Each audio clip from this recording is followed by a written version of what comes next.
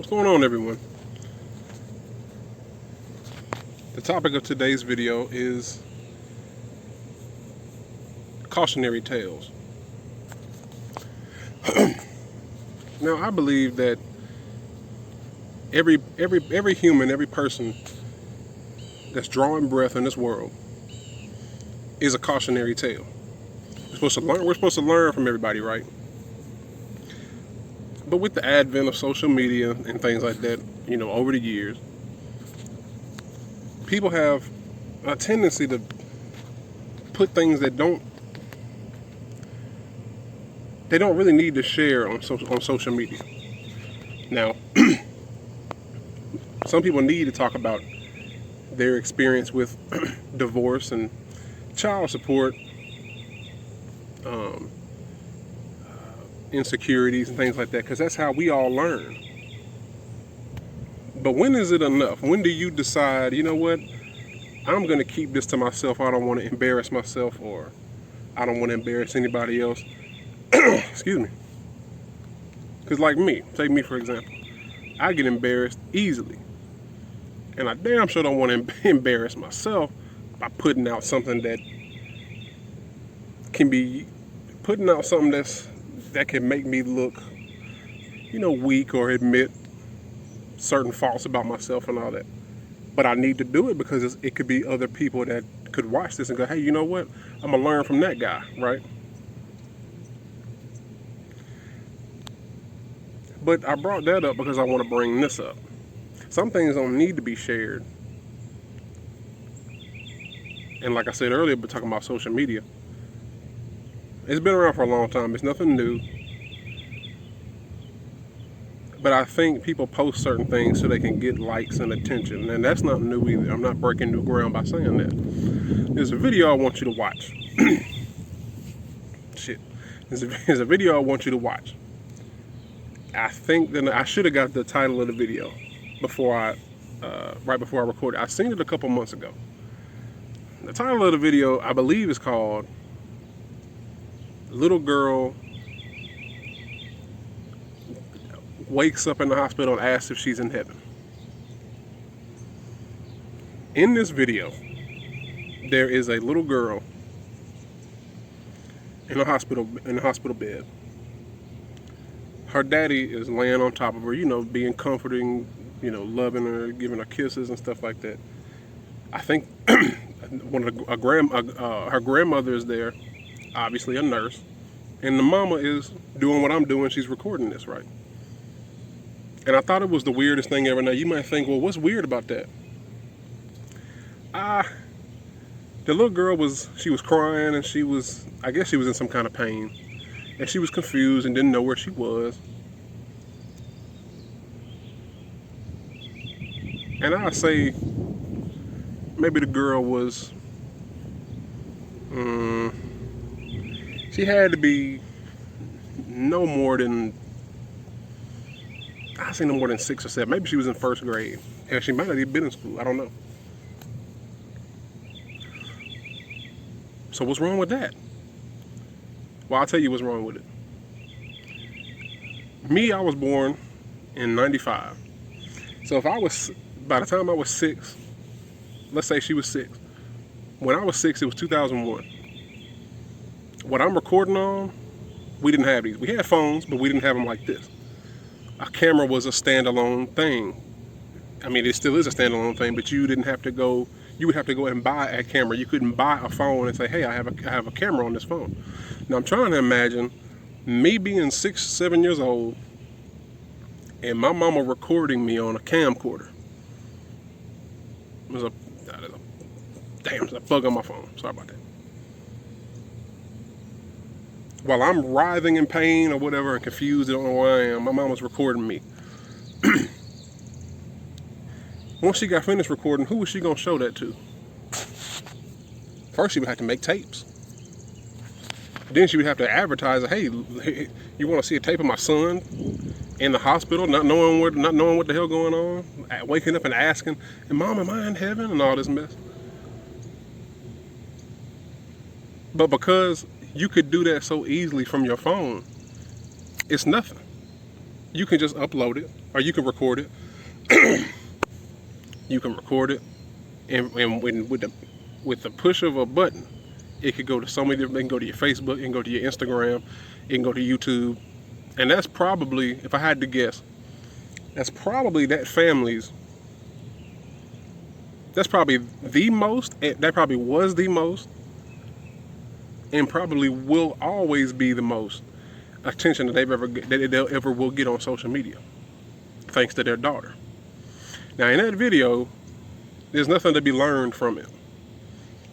It's not made for educational purposes, because sometimes you need to record things like that and say, hey, do you have a big ass cyst on your back? Well, this is how you can get rid of it.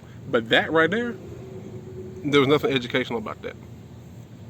So that's why I asked, when is putting things on social media,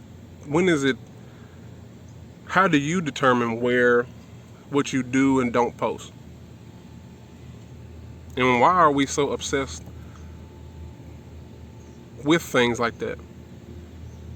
Not only posting things like that, but watching and liking things like that. We live for that. You know, we always want to see a fight. We always want to see somebody else going through something, until it's our turn. You know how your parents and them used to do, right? Well, you don't tell nobody's business in this house. What goes on in this house stays in this house. But that's only because you don't want people talking about you like you talk about other people. See, you in your house talking about, did you see what Yolanda and them was doing? Her son's on drugs. Her daughter out there hoeing. So, I don't know. That's just kind of something that has been on my mind for a while. Just seeing that video and watching them just record that little girl like that.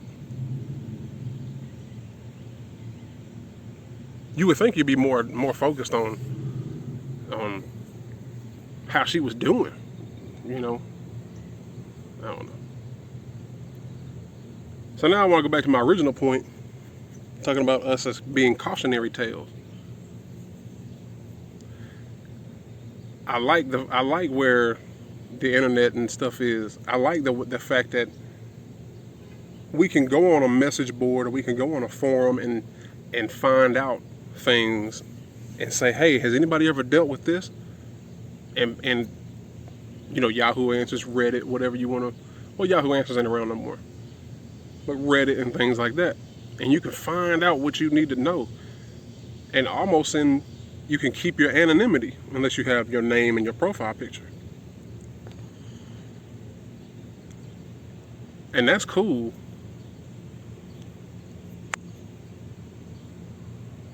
But why is it and especially for men, I'm not saying it's not for women, but why is it that as men, it's still hard for us to talk to people in person?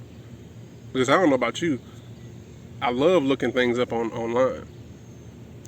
But I'm a hands-on person, and there's nothing like being mentored face to face. Yeah, you can correspond with people in emails and stuff, but it's nothing like somebody taking the time out of their day to show you something, especially somebody that's older than you or more experienced than you. When can we make that normal? I see how people normalize doing this, normalize doing that. Well, let's normalize talking to people. I seen a meme once on Facebook. I wouldn't say it was a meme. It was like a post, and it said, people out here going through a lot of things, and they need help, but they can't reach out because they're afraid you're gonna talk about them. And a lot of times we will. We'll go back to our friends. Man, you know what James going through. You know what Andre going through. You know what Roland talking about. Ronisha, she came up and told me all kinds of shit. She said she was on drugs and all this. And it's like, that person didn't tell you that to go and tell everybody what they got going on. They told you that in confidence.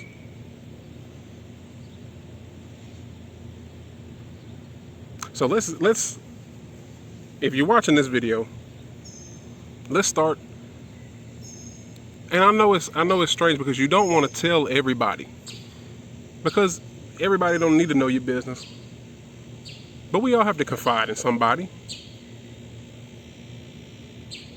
So I guess this video is kind of all over the place, because I want to talk about being cautionary tales, and I want to talk about that video that I've seen for a long time, and then I wanted to talk about helping each other and talking to each other as people, because that's how we learn from people. What are we here for if we can't learn from each other? Outside of Reddit, outside of a message board, outside of a forum, outside of comments on the YouTube section. I mean, comments in the comment section on YouTube. You know, so it's kind of all over the place, but that's what I want to talk about. That was on my mind. You don't have to put everything on social media, whether it's good or bad.